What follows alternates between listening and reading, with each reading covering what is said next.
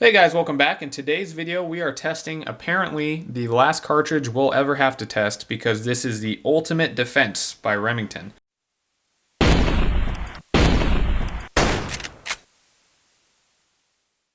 Now what got me interested is of course the name, which implies some pretty bold performance, and the side of the box, which says this has massive knockdown power, and when your safety is at stake, you want the best. So this is apparently the best. So I'm not going to take you for your word, Remington. We're going to test this using some clear ballistics gelatin from clearballistics.com and a Smith and Wesson 5906.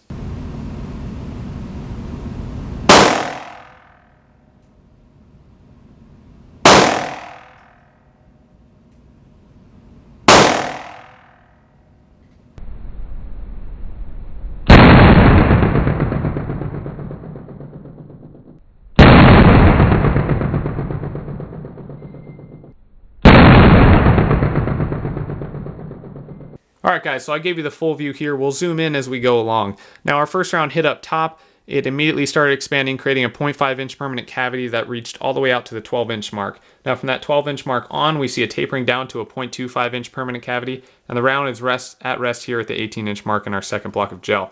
Now the second round had very similar performance for the first portion of the block. Out to 12 inches, we see that immediate expansion in that 0.5 inch permanent cavity, and that tapering down. But then at the 14 inch mark, we run into something a little surprising. Now I'm going to pull the rounds out later to confirm, but it looks like the jacket and the core separated, and we have the jacket at the 14 inch mark and the core at the 15.25 inch mark. So we're going to pull those out and confirm later because that's a pretty big issue if it did happen. Now the third round hit traveled along a similar path as the second, very similar performance, tapering down at the 12 inch mark and penetrated out to exactly 18 inches here. So we're going to pull these out, compare the the expansion, and see if we have any issues with jacket core separation here. So what you're looking at here are the 3 rounds we were able to recover from the ballistics gelatin. As you can tell, our theory was correct, and we had jacket core separation and complete failure for one of the rounds. Now overall, I'm going to give this a subpar performance. Although we had somewhat reliable expansion, it didn't seem to be uniform at all, and we had that major failure, and the penetration also wasn't very uniform. We had variances in penetration, which isn't something you want to be looking for, especially compared to some of the rounds that are on the market today. Now there's also a myth going around that Remington Ultimate Defense is actually just Remington Golden Sabers that are repackaged because they failed the quality assurance test.